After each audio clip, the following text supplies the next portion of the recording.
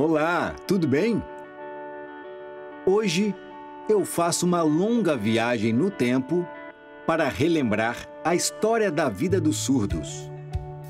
História da vida dos surdos? Como assim? Bom, é claro que os surdos existem desde sempre. Mas nem sempre foram vistos como grupo social, como indivíduos. Foi um longo caminho até chegarmos à condição de hoje, com direitos assegurados e línguas de sinais reconhecidas. Por isso é importante conhecer esse passado.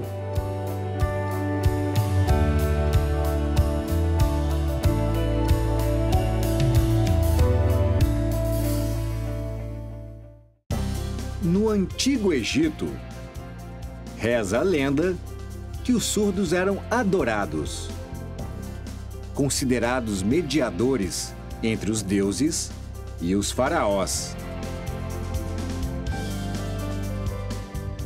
Porém, em outras partes do mundo, a história foi cruel com eles. Por exemplo, na China, eram sacrificados. Na Grécia Antiga, por volta de 3.000 anos atrás, o tratamento também era duro.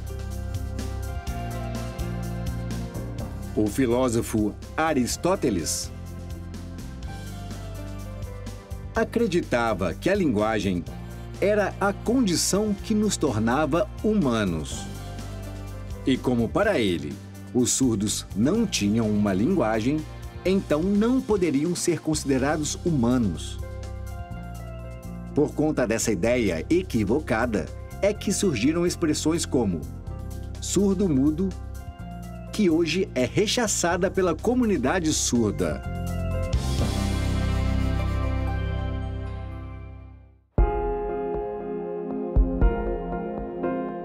Os romanos pensavam bem parecido.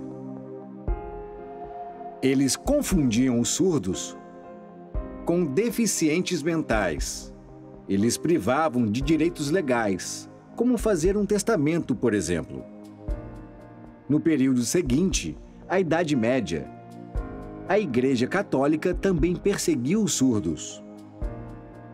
Dizia que suas almas não podiam ser imortais, já que eles não eram capazes de pronunciar oralmente seus sacramentos. Até o século XII, os surdos eram proibidos até de se casar, sem contar os que eram assassinados pelas próprias famílias. Vejam bem, todas essas barbaridades aconteciam na Europa pelo simples fato de os surdos não terem uma linguagem oral. Isso começou a mudar na Idade Moderna, mas especificamente a partir do século XVI. E por quê? Porque as famílias nobres que tinham surdos acabaram se preocupando com o destino de suas heranças. Então passaram a criar condições para que seus descendentes se instruíssem. O monge espanhol Pedro Ponce de León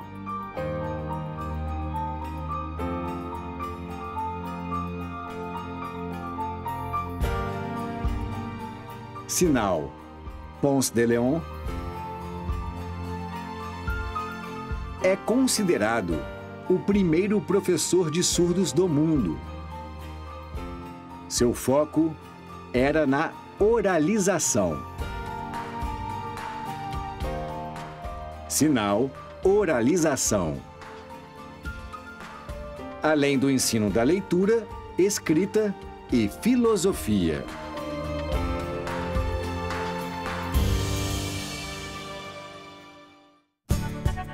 Outro expoente dessa época foi o padre espanhol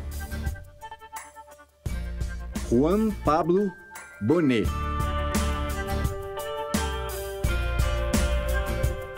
Sinal Bonet.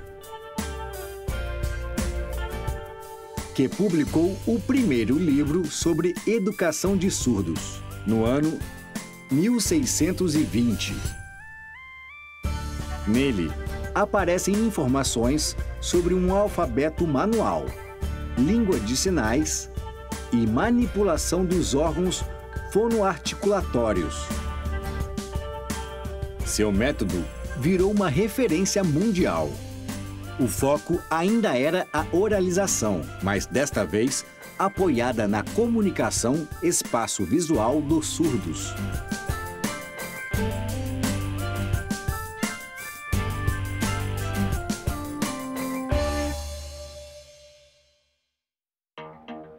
Mas foi apenas no século XVIII, com o trabalho do abade francês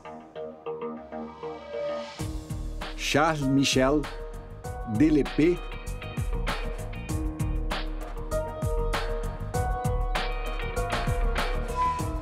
sinal Lepé,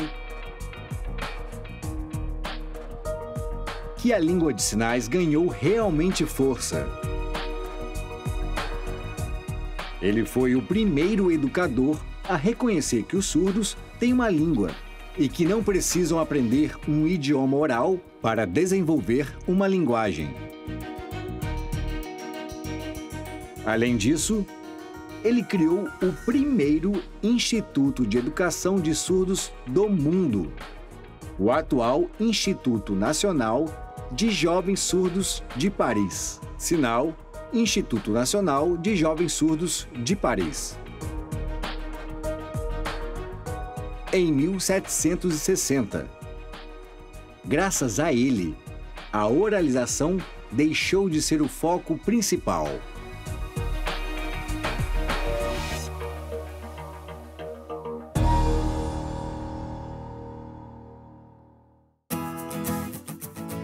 Outro importante marco foi a visita do americano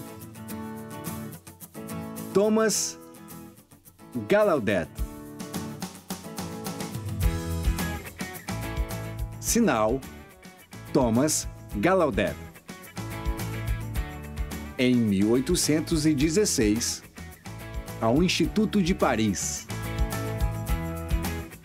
Ele fez um estágio por lá, onde conheceu Laurent Clerc. Sinal Laurent Clerc. Os dois foram para os Estados Unidos e fundaram a primeira escola de surdos de lá, a Hertford School. Foi inaugurada em 1817 e a língua de sinais francesa, aprendida por Gallaudet em Paris, foi adaptada ao inglês, de modo que nasceu a ASL. Em 1864, o filho de Gallaudet, Edward, sinal Edward Gallaudet, fundou a Universidade Gallaudet.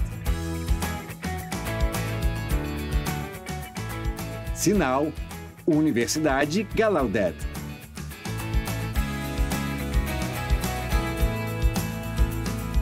A primeira, cuja língua de instrução era uma língua de sinais.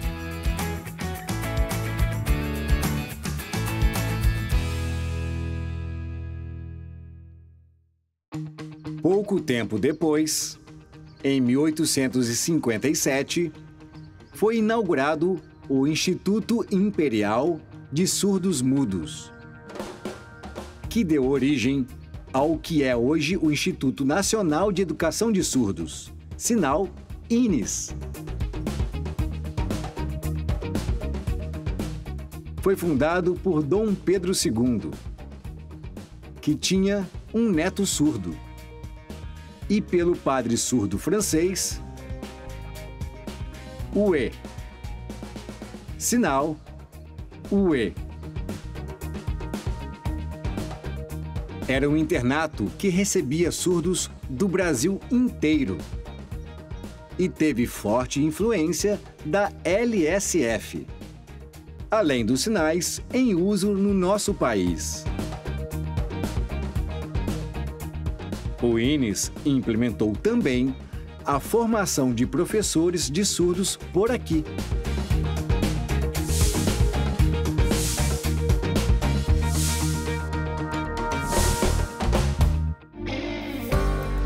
Parecia que tudo ia muito bem e que as línguas de sinais ficariam cada vez mais fortalecidas.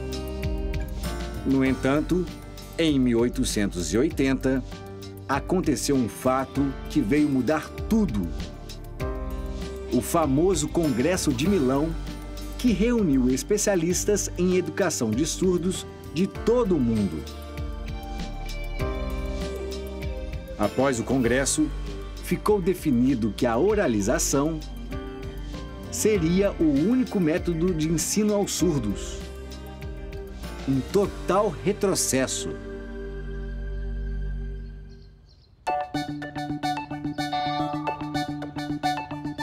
E até hoje existe uma luta para fortalecer a língua de sinais como a primeira língua dos surdos.